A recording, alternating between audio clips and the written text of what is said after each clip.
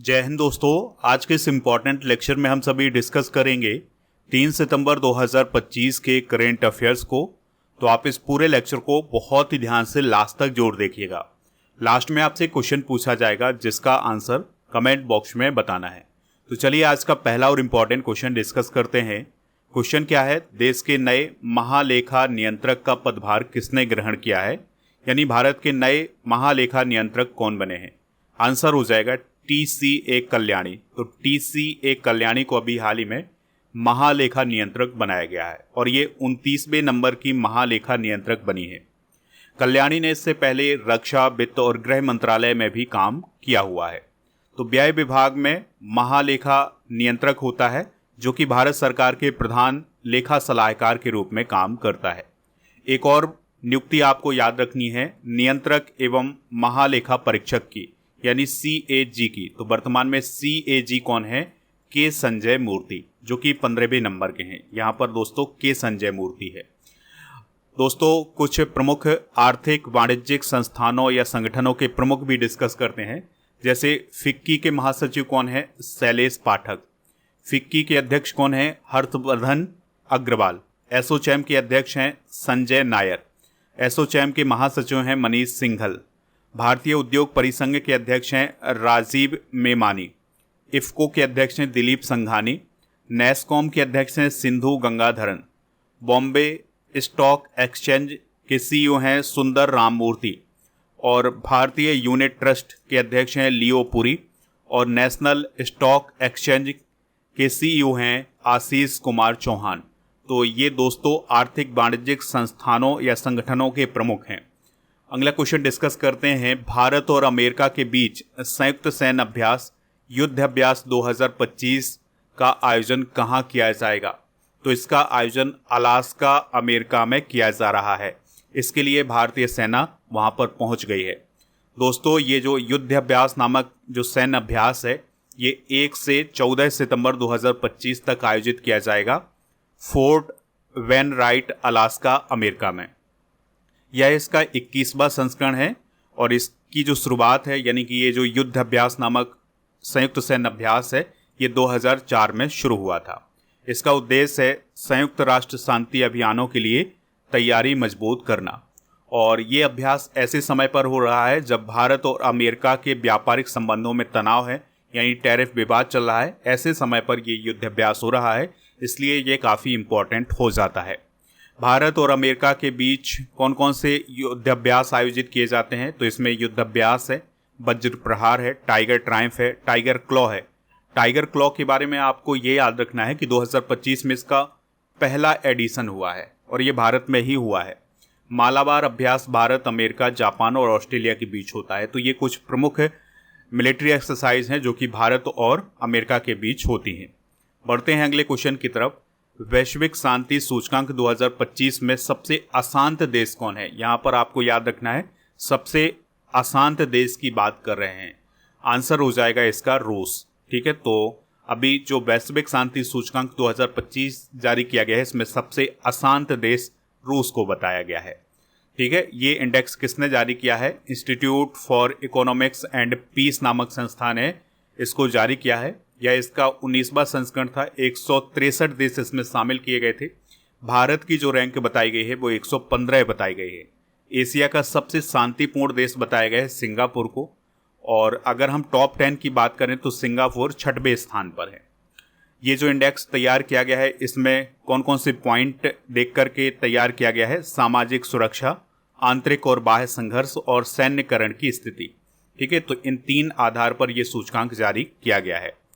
तो टॉप 5 शांतिपूर्ण देश में आइसलैंड पहले, आयरलैंड दूसरे, न्यूजीलैंड तीसरे, चौथे पर ऑस्ट्रिया और 5वें स्थान पर स्विट्जरलैंड है।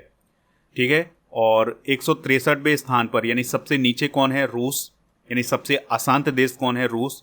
फिर यूक्रेन, फिर सूडान, फिर DRC यानी डेमोक्रेटिक रिपब्लिक ऑफ कॉन्गो और फिर यमन। चलिए कुछ प्रमुख सूचकांक एक बार रिवाइज कर लेते हैं। तो मानव विकास रिपोर्ट 2025 को अभी हाल ही में UNDP ने जारी किया था। इसमें 193 देश शामिल थे। आइसलैंड पहले पर था और भारत का 130वां स्थान था। विश्व प्रेस स्वतंत्रता सूचकांक 2025 की बात करें तो इसे रिपोर्टर्स विदाउट बॉर्डर्स के द्वारा जारी किया गया था। 180 देश इसमें शामिल थे। नॉर्वे टॉप पर था, भारत का 151वां स्थान था। वैश्विक नेटवर्क तत्परता सूचकांक 2025 को अभी हाल ही में जारी किया गया था। 170 देश इसमें शामिल थे, भारत 36वें स्थान पर रहा है।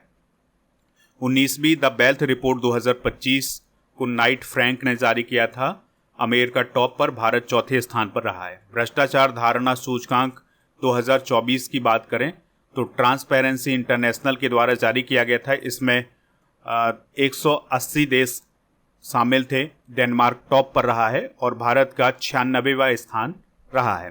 ग्लोबल फायर पावर इंडेक्स 2025 को ग्लोबल फायर पावर.com के द्वारा जारी किया गया था। 145 देश इसमें शामिल थे और टॉप पर अमेरिका और भारत चौथे स्थान पर रहा है। हैंडले पासपोर्ट इंडेक्स 2025 की बात करें तो इसे हैंडले एंड पार्टनर्स ने जारी किया था। 195 देश इसमें शामिल थे। सिंगापुर टॉप पर था। देखिए, ये इंडेक्स 2 बार जारी होता है, तो पहले जनवरी में होता है, फिर जून में होता है। तो जनवरी में जो इंडेक्स जारी हुआ था उसमें भारत का 85वां स्थान था, लेकिन अभी जो जून में ये इंडेक्स आया है इसमें भारत का 77वां स्थान है। ये पॉइंट आप जरूर नोट कर लें। नेक्स्ट क्वेश्चन है, भारतीय खाद्य सुरक्षा एवं मानक प्राधिकरण यानी FSSAI के CEO कौन बने हैं? आंसर हो जाएगा रजित पुन्हानी। तो रजित पुन्हानी को अभी हाल ही में FSSAI का CEO बनाया गया है। वह 1991 कैडर के IAS ऑफिसर हैं और इनका जो कैडर रहा है बिहार कैडर रहा है। दोस्तों, बात करते हैं FSSAI की, तो इसका पूरा नाम होता है food safety and standard authority of India. इसकी जो स्थापना है ये खाद्य सुरक्षा एवं मानक अधिनियम 2006 के तहत हुई थी। इसने अपना काम शुरू किया है 2011 से। यह स्वास्थ्य एवं परिवार कल्याण मंत्रालय के अंतर्गत काम करने वाली संस्था है। इसकी वर्तमान अध्यक्ष हैं पुण्य सरिला श्रीवास्तव और इसका जो मुख्यालय है वो नई दिल्ली में है और फूड का स्टैंडर्ड तय करने का काम होता है इसका। दोस्तों, कुछ भारतीय बोर्ड समिति प्राधिकरण के अध्यक्ष डिस्कस करते हैं। तो रेलवे बोर्ड के अध्यक्ष और CEO हैं सतीश कुमार।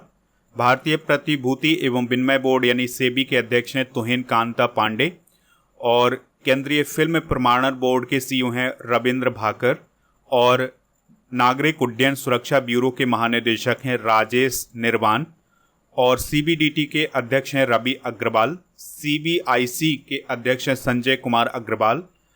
राष्ट्रीय डेयरी विकास बोर्ड के चेयरमैन हैं मिनेश साह और सीमा सड़क संगठन के महानिदेशक हैं रघु श्रीनिवासन। इसके अलावा UIDAI के CEO हैं मुकेश कुमार और भारत के महापंजीयक एवं जनगणना आयुक्त हैं मृत्युंजय कुमार नारायण।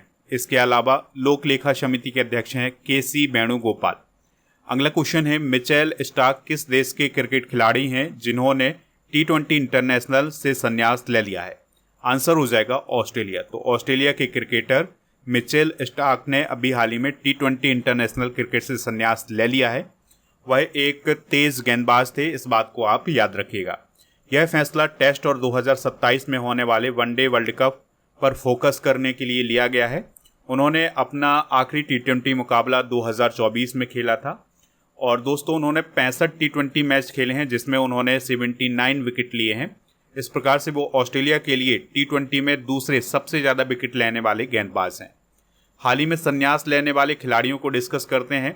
तो आंद्रे रसेल ने संन्यास लिया है इंटरनेशनल क्रिकेट से, ये वेस्ट इंडीज़ के हैं। ललित उपाध्याय ने इंटरनेशनल हॉकी से संन्यास लिया है, ये भारत के हैं। निकोलस पूरन ने इंटरनेशनल क्रिकेट से संन्यास लिया है, ये वेस्ट इंडीज़ के हैं। हेनरिक क्लासन ने इंटरनेशनल क्रिकेट से संन्यास लिया है, ये साउथ अफ्रीका के हैं। पेपे रीना ने संन्यास लिया है, ये फुटबॉलर थे, ये स्पेन देश के थे। विराट कोहली, रोहित शर्मा ने टेस्ट क्रिकेट से संन्यास लिया है। वंदना कटारिया ने इंटरनेशनल हॉकी से संन्यास लिया है, ये भारत की थी।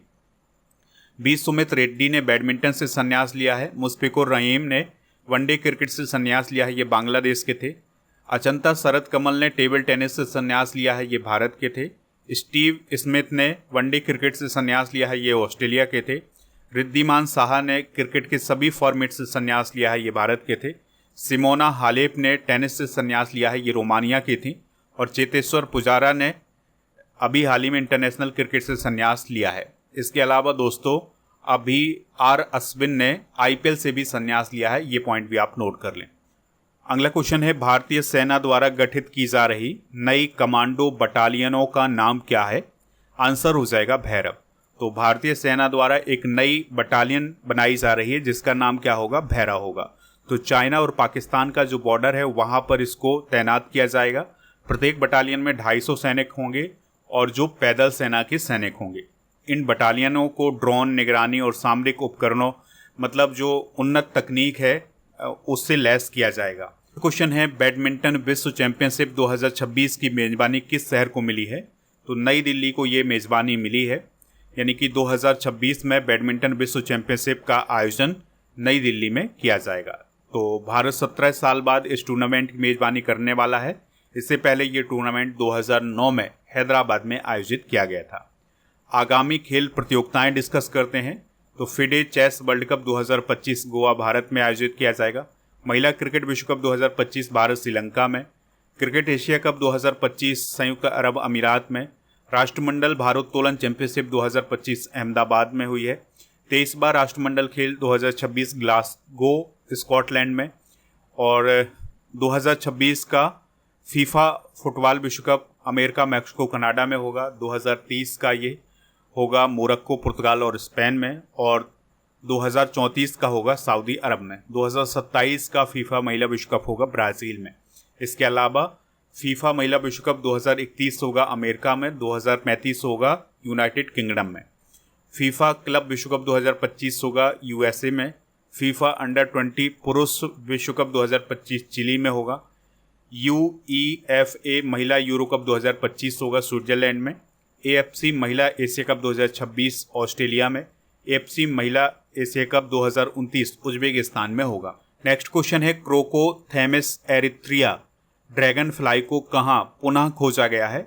आंसर हो जाएगा दक्षिणी पश्चिमी घाट में।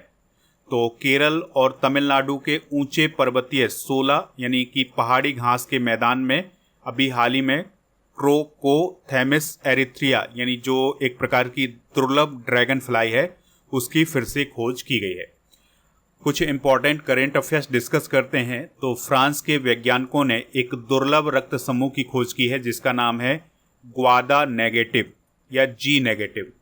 दुर्लभ ब्लू पिंक गिल मशरूम की खोज तेलंगाना में की गई है। दुनिया के सबसे अनोखे ब्लड ग्रुप CRIB की खोज बेंगलुरु में की गई है। पाकिस्तान में तेल भंडारों की खोज कौन करेगा? अमेरिका। दुनिया का सबसे बड़ा सांप कहाँ खोजा गया है? अमेजन वर्षा वन में। ऑटिज्म से संबंधित मस्तिष्क गतिविधि की खोज इजराइल के वैज्ञानिकों ने की है। वेंटेड रॉयल तितली की खोज त्रिपुरा में की गई है। लिथियम संसाधनों की खोज कर्नाटक के मांड्या और यादगिरी में की गई है। और 90 मिलियन वर्ष पुराने डायनासोर की खोज अर्जेंटीना में की गई है। तो ये कुछ प्रमुख करेंट अफेयर्स हैं। अगला क्वेश्चन है, भारत सरकार ने बीमा क्षेत्र में प्रत्यक्ष विदेशी निवेश यानी FDI की सीमा को बढ़ाकर कितने प्रतिशत कर दिया है? आंसर हो जाएगा 100%। ठीक है, तो भारत सरकार ने बीमा क्षेत्र में 100% FDI को अभी हाल ही में अनुमति दी है, उसकी एक अधिसूचना जारी की है। देखिए, ये न्यूज़ तो बहुत पहले आई थी लेकिन इसकी अधिसूचना अभी जारी हुई है। तो पहले क्या था कि 74% FDI की सीमा थी, लेकिन अब इसकी सीमा 100% कर दी गई है। अच्छा, हम इस FDI को समझ लेते हैं कि ये FDI क्या होता है। तो इसे फॉरेन डायरेक्ट इन्वेस्टमेंट भी बोलते हैं। तो होता क्या है कि जैसे कोई भारत की कंपनी है, इस कंपनी में मान लिया कोई सिंगापुर की कंपनी है या कोई व्यक्ति है, निवेश करना चाहता है, तो जो वो उसके द्वारा निवेश किया जाता है उसे ही FDI बोला जाता है। ठीक है, तो अब बीमा कंपनियों में 100% FDI मिलेगा। ठीक है, इससे क्या होगा कि जो बीमा कंपनियां हैं उनका जो फ्लो है, इनोवेशन है और कंपटीशन है, ये भी बढ़ेगा। अगला क्वेश्चन है, केंद्रीय संचार मंत्री जो कि वर्तमान में कौन है? ज्योतिरादित्य सिंधिया जी। उन्होंने इंडिया मोबाइल कांग्रेस 2025 के लिए कौन सा मोबाइल ऐप लॉन्च किया है? तो IMC25 नामक एक मोबाइल ऐप लॉन्च किया गया है। ठीक है, तो केंद्रीय संचार मंत्री ज्योतिरादित्य सिंधिया ने इंडिया मोबाइल कांग्रेस 2025 के लिए आर्टिफिशियल इंटेलिजेंस पर आधारित IMC25 मोबाइल ऐप लॉन्च किया है। तो दोस्तों, जो इंडिया मोबाइल कांग्रेस का जो आयोजन होगा इस साल, वो होगा 8 से 11 अक्टूबर 2025 के बीच में नई दिल्ली में, और ये इसका 9वां संस्करण होगा। इस वर्ष की थीम है इनोवेट टू ट्रांसफॉर्म। ठीक है, इस पॉइंट को आप याद रखिएगा। चलिए कुछ प्रमुख मोबाइल ऐप और पोर्टल डिस्कस करते हैं। तो सचेत ऐप राष्ट्रीय आपदा प्रबंधन प्राधिकरण ने लॉन्च किया था। AI चैटबॉट सारथी हरियाणा सरकार ने, ई सेहत ऐप जम्मू कश्मीर के स्वास्थ्य विभाग ने, राइस ऐप उत्तर प्रदेश और स्वारेल ऐप भारतीय रेल ने, RBI डाटा पोर्टल RBI ने, मित्र पोर्टल सेबी ने लॉन्च किया था। सम्मान संजीवनी ऐप हरियाणा सरकार ने, भारत पोल पोर्टल गृह मंत्री अमित शाह जी के द्वारा लॉन्च किया गया था। स्कैन पोर्टल उपभोक्ता मामले एवं खाद्य मंत्रालय के द्वारा लॉन्च किया गया है। तो इस प्रकार से हमने आज के करंट अफेयर्स को डिस्कस कर लिया है। आप स्टडी करके ऐप को इंस्टॉल कर लें, जिसका लिंक डिस्क्रिप्शन बॉक्स में दिया गया है। तो वहां पर आपको लास्ट 6 मंथ के करंट अफेयर्स की ई बुक और मंथली करंट अफेयर्स की ई बुक मिल जाएगी। हिंदी इंग्लिश दोनों मीडियम में ये ई बुक उपलब्ध है, तो इसको आप प्राप्त कर लें। इसके अलावा लास्ट 12th मंथ के करंट अफेयर्स की ई बुक भी आपको ऐप पर ही मिलेगी। स्टडी करके ऐप को जब आप इंस्टॉल करेंगे तो वहाँ पर कोर्स एंड PDF वाला ऑप्शन मिलेगा। इस ऑप्शन पर आपको राजा गुप्ता सर का जो अर्जुन GS फाउंडेशन बैच है ये मिल जाएगा। तो इस बैच को ज्वाइन कर लें। इसके लिए आपको कूपन कोड यूज करना है गणेश 500। तो आप अभी इसमें ऑफर चल रहा है, तो आप इस ऑफर का लाभ उठाएं और इस कोर्स को जरूर ज्वाइन करें। GK GS foundation complete online batch भी आपको ऐप पर ही मिल जाएगा, तो इसको भी आप वहाँ से प्राप्त कर सकते हैं। चलिए अब हम कल के करंट अफेयर्स को रिवाइज करते हैं। किसे रेमन मैग्सेसे पुरस्कार 2025 से सम्मानित किया गया है? एजुकेट गर्ल्स को। देश की पहली multi lane free flow tolling प्रणाली किस नेशनल हाईवे पर शुरू की गई है? NH48। भारत की सबसे बड़े एरो इंजन परीक्षण केंद्र का उद्घाटन कहाँ किया गया है? गौतम बुद्ध नगर में। INS कदमत किस देश के 50वें स्वतंत्रता दिवस समारोह में शामिल हुआ है? Papua New Guinea.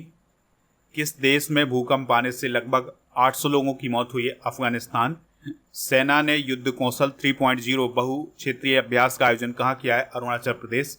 विश्व नारियल दिवस कब मनाया जाता है? 2 सितंबर को। नारी रिपोर्ट 2025 के अनुसार महिलाओं के लिए सबसे सुरक्षित शहर कौन है? कोहिमा।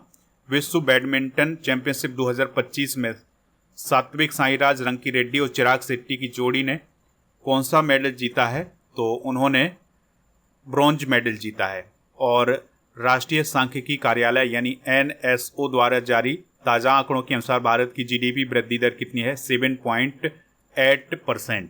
आज के जनरल नॉलेज के पिटारे में रेलवे जोन और उनके मुख्यालय डिस्कस करेंगे। तो उत्तर रेलवे का मुख्यालय नई दिल्ली, उत्तर मध्य रेलवे का प्रयागराज, पूर्वोत्तर रेलवे का गोरखपुर, पूर्वोत्तर सीमांत रेलवे का गुवाहाटी, पूर्वी रेलवे का कोलकाता, दक्षिण पूर्व रेलवे का कोलकाता, उत्तर पश्चिमी रेलवे का जयपुर, पश्चिमी मध्य रेलवे का जबलपुर, दक्षिण रेलवे का चेन्नई, दक्षिण मध्य रेलवे का सिकंदराबाद, दक्षिण पूर्व मध्य रेलवे का बिलासपुर और दक्षिण पश्चिम रेलवे का हुबली, पूर्व मध्य रेलवे का हाजीपुर और पूर्वी तटीय रेलवे का भुवनेश्वर। दोस्तों, कल के करंट अफेयर्स में आपसे पूछा गया था कि जो धर्म गार्जियन अभ्यास है ये भारत और किस देश के बीच होता है? तो ये भारत और जापान के बीच होता है। तो लगभग सभी लोगों ने इसका आंसर जापान बताया हुआ है। आज आपके लिए क्वेश्चन है, फिडे चेस वर्ल्ड कप 2025 का आयोजन कहाँ होगा? जो भी इसका राइट आंसर हो कमेंट बॉक्स में ज़रूर बताएं। और आप स्टडी करके ऐप को इंस्टॉल कर रहे हैं तो यहाँ पर आपको monthly current affairs, yearly current affairs, half yearly current affairs, इसके अलावा जो स्टेट वाइज करंट अफेयर्स होता है इन सभी की PDF आपको ऐप पर मिल जाएंगी, तो इनको प्राप्त कर लें। इसके अलावा जो मंथली करंट अफेयर्स की ई बुक का पैकेज है ये भी प्राप्त कर सकते हैं। और टेलीग्राम चैनल को ज्वाइन कर लें जिसका नाम है स्टडी कर ऑफिशियल है। और GK GS की ये सभी ई बुक आपको ऐप पर मिल जाएंगी, हिंदी इंग्लिश दोनों मीडियम में। ऐप पर जाकर के आप डेली करंट अफेयर्स का टेस्ट भी दे सकते हैं, टेस्ट पास वाले ऑप्शन पर जाकर।